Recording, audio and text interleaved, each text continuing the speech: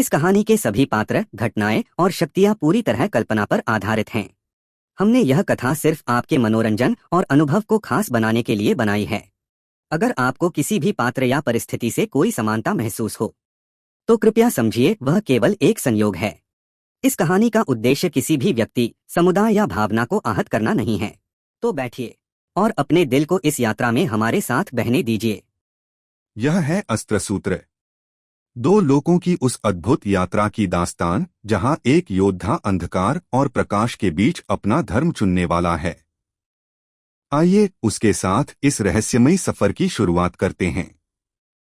अध्याय 1, टूटी हुई सड़क, खुला हुआ दरवाजा। रात का समय था। शहर की सड़कें सुनसान हो चुकी थीं। दूर कहीं किसी दुकान का शटर गिरने की हल्की गूंज सुनाई दे रही थी। हवा में नमी थी और अंधेरा ऐसा कि मानो पूरा आसमान किसी भारी चादर से ढक गया हो। उसी सड़क पर विहान त्रिकुंड अपनी साइकिल लेकर तेजी से घर की ओर लौट रहा था। उसके थैले में दूध का पैकेट रखा था और मन में अपनी मां की दवाई का ख्याल। आज वह थोड़ी देर से निकला था, इसलिए धीरे धीरे बेचैनी बढ़ती जा रही थी। विहान ने आसमान की ओर देखा। बादलों के पीछे चांद टुकड़ों में बंटा लगता था। उसने मन ही मन कहा, बस थोड़ा और, मां इंतजार कर रही होगी। सड़क थोड़ी ढलान पर मुड़ती थी। साइकिल तेज हुई।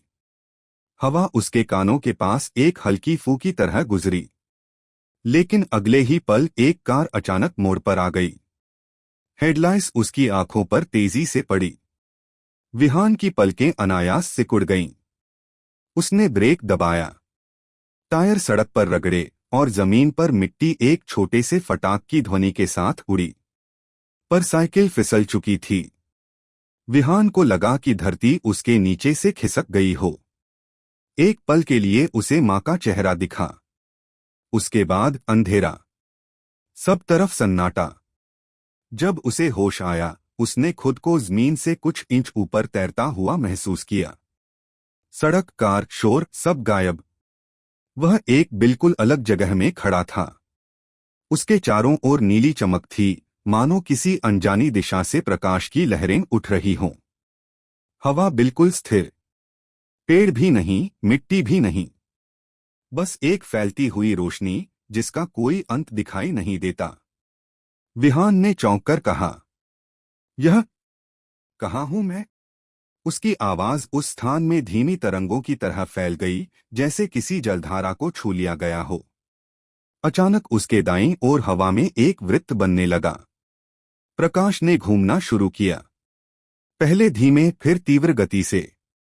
प्रकाश का यह घेरा इतना चमकदार हो गया कि विहान को आंखें आधी बंद करनी पड़ी। फिर उसमें से एक गूढ़ स्वर उठा। कमजोर नहीं, बलशाली भी नहीं, बस ऐसा जैसे किसी प्राचीन स्थान की प्रतिध्वनि हो। स्वर ने कहा, विहान त्रिकुंड, तुम्हारी यात्रा शुरू हो चुकी है। विहान चौंक गया। कौन कौन बोल रहा है? स्वर फिर उभरा। जिस मार्ग पर तुम्हें चलना है, उसके द्वार आज खुल गए हैं। तुमने अपना पहला कदम रख दिया है। विहान ने सावधानी से पूछा, मैं यहां कैसे पहुंचा? मैंने तो बस सड़क पर। एक कार। स्वर शांत था, पर उसमें रहस्य की भारी परतें थीं। जीवन का एक अध्याय बंद हुआ है और एक नया आरंभ हुआ है। जो तुम देख रहे हो, यह कोई मृत्यु नहीं, यह परिवर्तन है। विहान का दिल तेजी से धड़कने लगा। उसे अपने भीतर एक अजीब गर्मी सी महसूस हुई, मानो उसकी छाती में कोई चिंगारी जल रही हो। उसने अपना हाथ आगे बढ़ाया। हथेली की त्वचा पर हल्की रेखाएं बनने लगीं। पहले जैसे कोई नन्ही सी चमक। फिर वह चमक बढ़कर एक कोमल किरण में बदल गई। प्रकाश की यह पतली रेखा हवा में फैलती हुई आगे बढ़ी, धीरे पर स्थिर गति से। विहान उसे अवाक होकर देखता रहा। उसने कहा, मेरे साथ क्या हो रहा है? स्वर ने उत्तर दिया, अंदर छिपी हुई शक्ति जागने लगी है। यह स्थान एस्ट्रालोक तुम्हारे भीतर की क्षमता को पहचान चुका है। लेकिन यह तो केवल आरंभ है, विहान त्रिकुंड। प्रकाश का घेरा धीरे धीरे उसकी ओर बढ़ा। चारों ओर हल्की कंपन हुई, जैसे धरती बहुत दूर कहीं कांप उठी हो। अब लौटने का कोई मार्ग नहीं है, स्वर ने कहा, क्योंकि तुम्हारा भाग्य अब 2 लोकों से जुड़ चुका है। और उसी क्षण प्रकाश ने उसे अपनी ओर खींच लिया। हल्की सी वू की ध्वनि उठी और विहान का शरीर आगे खींचता चला गया। रात की सड़क, उसकी दुनिया, उसकी सांसें सब धीरे धीरे गायब होने लगीं। अगला अध्याय उसकी पहचान को हमेशा के लिए बदलने वाला था। अध्याय 2 अदृश्य लोक का पहला स्पर्श। विहान ने महसूस किया कि उसका शरीर किसी अदृश्य धारा में बह रहा है। चारों ओर फैलती हुई चमक अब एक लंबी सुरंग की तरह दिखने लगी थी। दीवारें नहीं थीं, पर फिर भी ऐसा लगता था जैसे वह एक सीमित मार्ग से गुजर रहा हो। उसके कानों में हल्की वू जैसी ध्वनि घुली हुई थी, धीमी पर लगातार। कुछ पल बाद सुरंग की चमक धीरे धीरे कम होने लगी। विहान का शरीर धीमा पड़ा और अचानक उसके पैरों के नीचे जमीन उभर आई। वह हल्के से डगमगाया पर संभल गया। उसने चारों ओर देखा। आसमान आसमानी नीले रंग से भरा था, लेकिन उसमें कोई सूरज, कोई तारे नहीं थे। मानो रोशनी किसी अदृश्य स्रोत से निकलकर फैल रही हो। चारों ओर फैले थे ऊंचे ऊंचे स्तंभ, चांदी जैसे पत्थरों से बने स्तंभ जिन पर चमकती हुई रेखाएं घूम रही थीं, जैसे वे स्वयं सांस ले रहे हों। विहान के होठों से धीमे स्वर में निकला, यह कैसा स्थान है।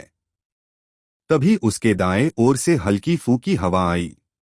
न बहुत गर्म न ठंडी, बस ऐसे जैसे किसी ने उसके पास से धीरे से गुजरकर कुछ कहा हो।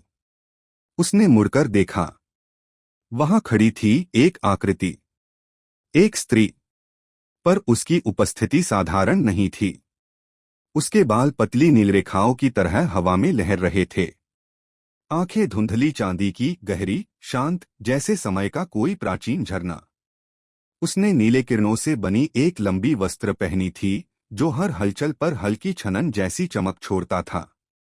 विहान घबरा गया पर पीछे नहीं हट पाया। उस स्त्री की आंखों में एक अजीब सी शांति थी जो डर को धीरे धीरे पिघला रही थी। वह बोली, उसकी आवाज किसी दूर से आती मधुर प्रतिध्वनि जैसी थी, विहान त्रिकुंड, तुम अंततः यहां पहुंच गए। विहान ने अचकचाकर पूछा, आप कौन हैं और मैं कहाँ हूं? स्त्री एक कदम आगे बढ़ी।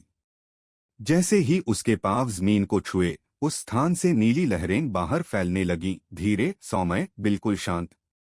वह बोली, मैं नयरा हूं, एस्ट्रा लोक की एक दर्शनी। हमारा कार्य है उन आत्माओं को मार्ग दिखाना जिन्हें 2 लोकों के बीच यात्रा करने की क्षमता दी गई है। विहान ने अविश्वास में कहा, 2 लोक? मतलब मैं ऐसा कैसे हो सकता हूं? मैं तो बस एक सामान्य लड़का हूं। नयरा हल्के से मुस्कुराई। उस मुस्कान में कोमलता भी थी और एक गहरा रहस्य भी। वह बोली, सामान्य? विहान, तुम्हारी आत्मा का एक भाग यहां जन्मा था, दूसरा भाग पृथ्वी पर। और जब 2 लोकों की सीमाएं कमजोर हुईं, तुम्हारी दोनों आत्माएं एक दूसरे को पुकारने लगीं। विहान के भीतर हल्की गर्मी उठी। उसे फिर वही चिंगारी का अनुभव हुआ, छाती के भीतर एक उजाला सा फैलता हुआ। नयरा ने उसकी ओर हाथ बढ़ाया। जैसे ही विहान ने उसे छूने की कोशिश की, हथेली के आसपास हल्की कंपन हुई, जैसे किसी बिजली की बहुत सूक्ष्म लहर ने उसे छुआ हो। नयरा बोली, यह कंपन, यह शक्ति, यह तुम्हारे भीतर से आ रही है। यदि तुम इसे पहचानना सीख गए तो तुम उन प्राणियों का सामना कर सकोगे जो तुम्हारी दुनिया में प्रवेश करने की तैयारी कर रहे हैं। विहान ने घबराकर पूछा, कौन से प्राणी? नयरा की आंखें अचानक गंभीर हो गईं। उसकी आवाज में गहराई उतर आई। अंधकार के जीव, वे जो मनुष्य की इच्छाओं और भय से जन्मते हैं। उनका मार्ग अभी संकीर्ण है, पर अधिक समय नहीं बचेगा। वातावरण में एक हल्की गड़गड़ाहट सी उठी, बहुत हल्की, जैसे दूर कहीं कोई प्राचीन द्वार धीरे से खुल रहा हो। नयरा ने कहा, तुम यहां इसलिए लाए गए हो ताकि एक युद्ध को रोक सको। एक ऐसा युद्ध जो दोनों लोगों को नष्ट कर सकता है। विहान के होंठ सूख गए। उसने धीमे स्वर में कहा, मैं ये सब कैसे कर सकता हूं? मैं तो अपने आप को भी नहीं समझ पा रहा। नयरा ने उसकी ओर देखा। उसकी आंखों में गहरी चमक उठी। वह बोली, शक्ति तुम्हारे भीतर है विहान।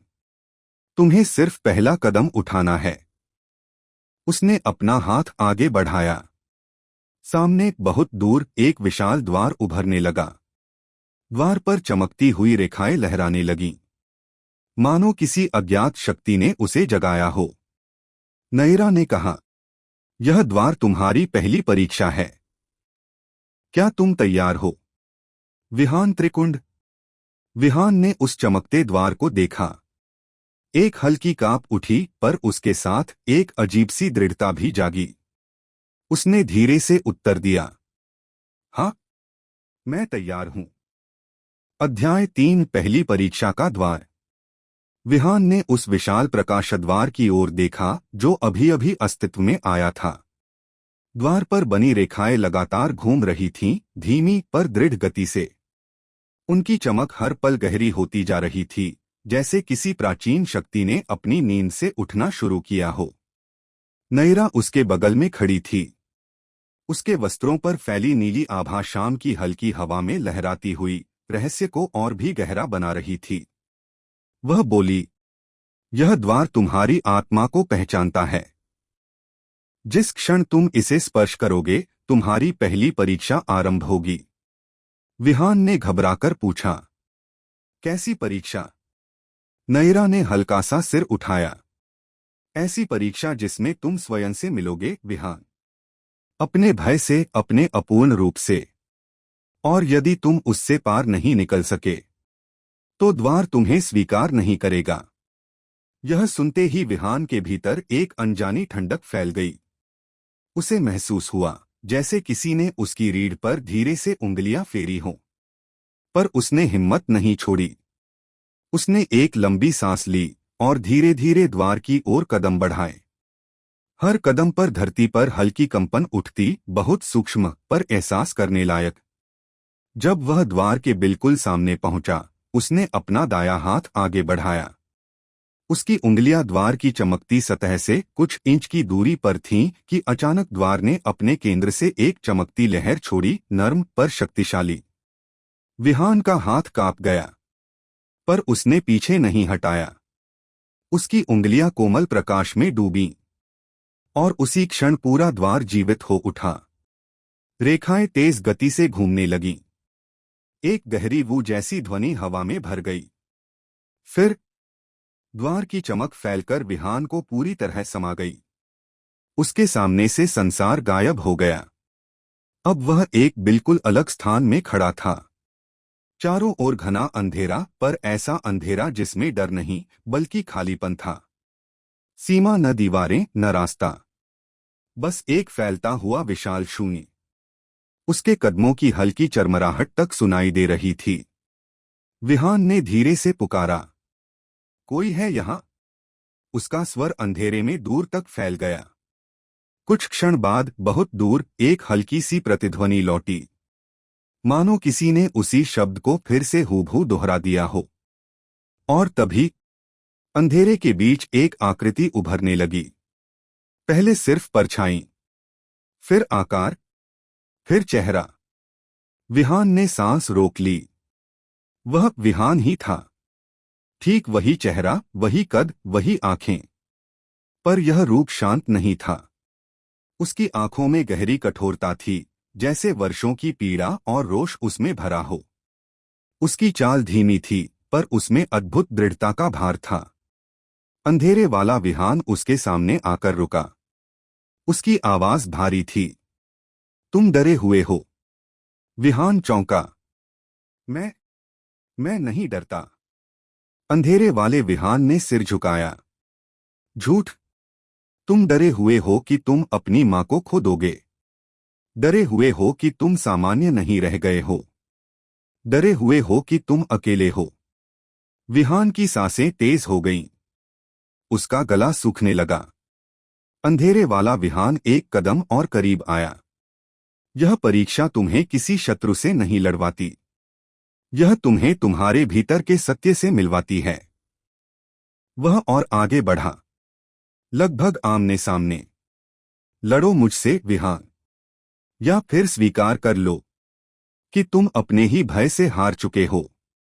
विहान का दिल तेजी से धड़कने लगा, लेकिन उसके भीतर एक चिंगारी फिर से जल उठी। वही गर्मी जो उसने सड़क वाले पल में महसूस की थी, वही रोशनी जो उसकी उंगलियों में उभरी थी। उसने धीरे से अपने हाथ खोले। हथेलियों पर रोशनी की पतली लकीरें उभरने लगीं।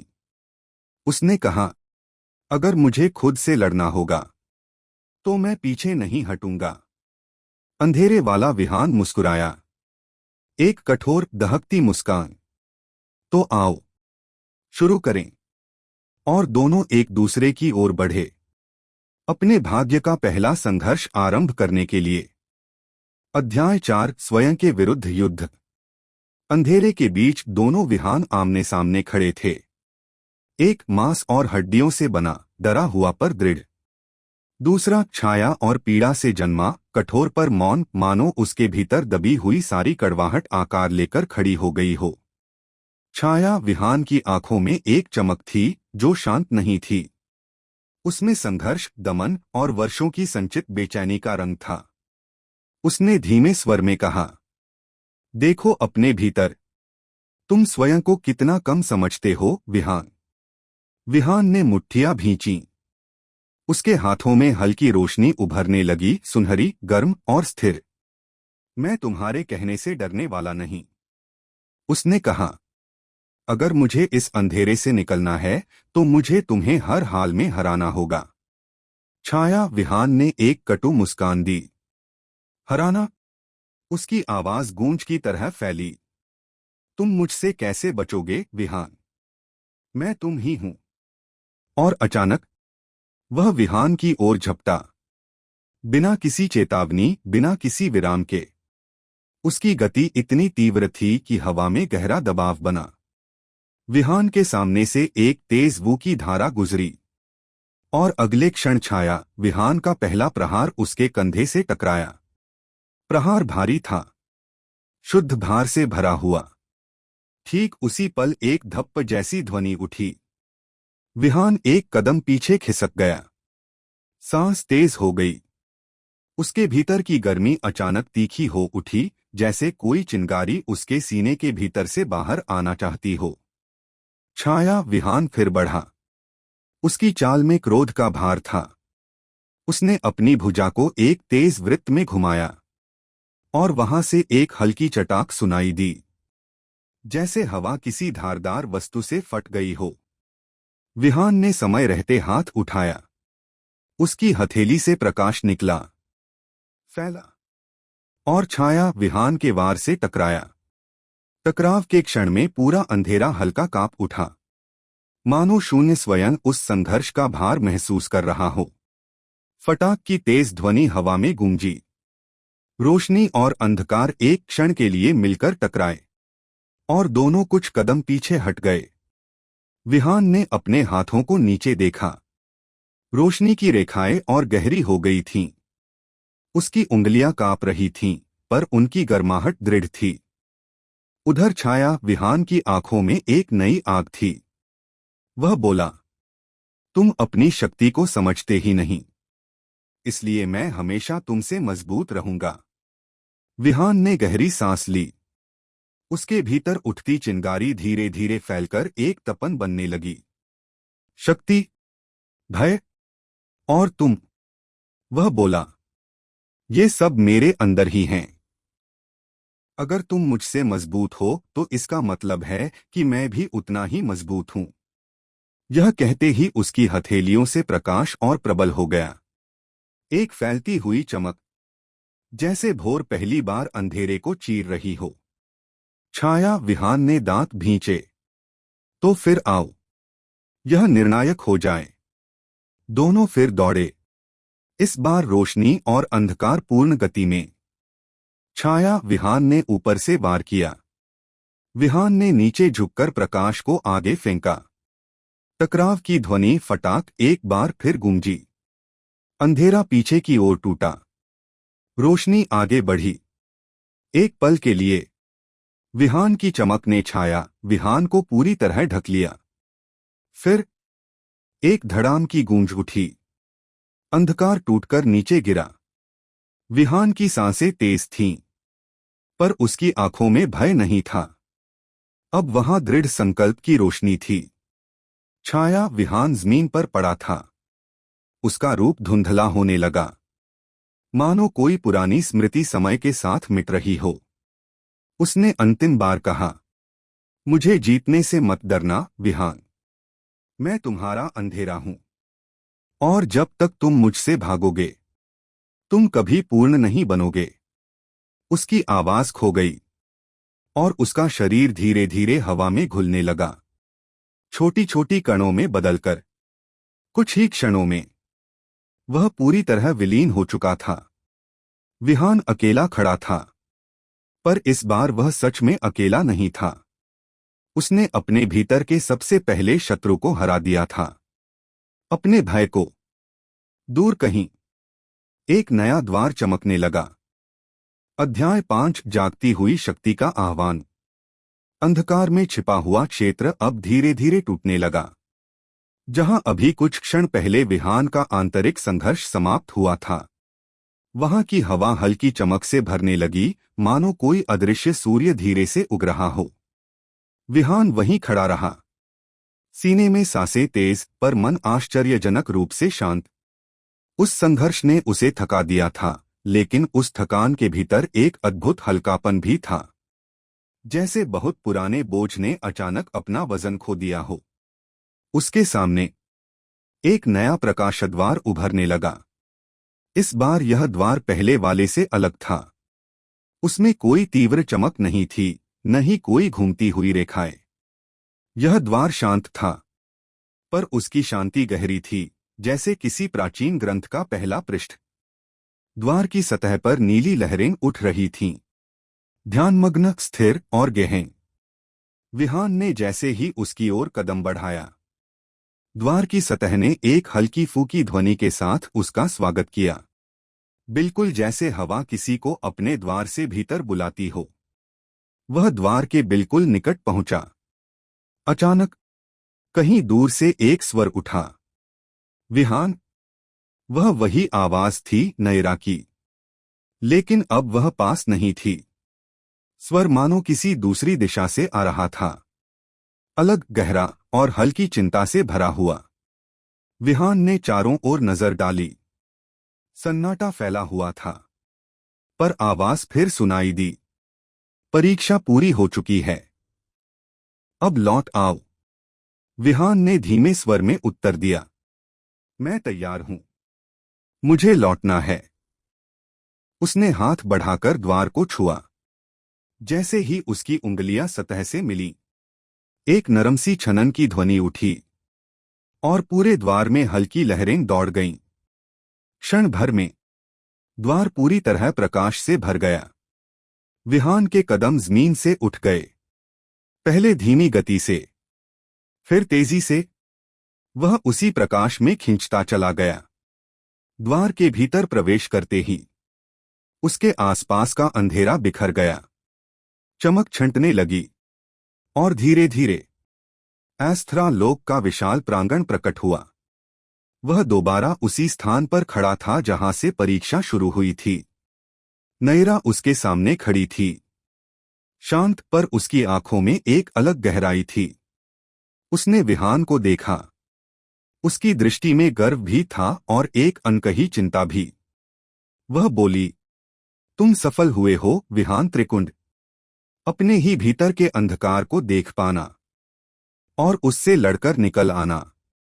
यह आसान नहीं होता। विहान ने धीरे से कहा। वह अंधेरा, क्या वह सचमुच मेरा हिस्सा था? नयरा ने सिर हिलाया। हर आत्मा में प्रकाश और छाया दोनों बसी होती हैं। फर्क सिर्फ इतना है, कौन सा पक्ष तुम स्वीकार करते हो। फिर वह आगे बढ़ी।